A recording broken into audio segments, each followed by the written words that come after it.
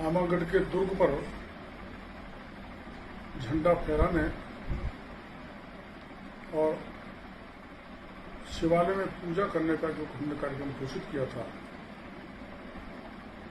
झंडा फहरा दिया गया था, लेकिन प्रशासन ने शिवालय के ताले लगा रखे थे, हमें दर्शन नहीं करने दिए।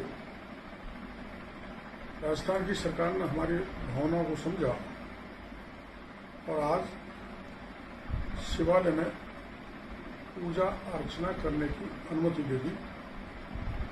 इसके लिए मैं राजस्थान के मुख्यमंत्री को बहुत बहुत आभार प्रदर्शन करना चाहता हूँ, धन्यवाद देना चाहता हूँ। उन्होंने हमारा मान रखा, सम्मान रखा।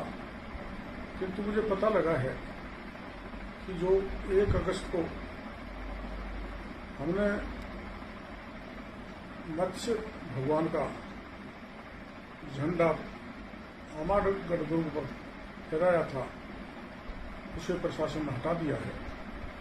मैं मुख्यमंत्री जी से, पुलिस कमिश्नर जयपुर से अनुरोध करूंगा कि झंडे को उचित स्थान पर लगाकर हमारे समाज का मान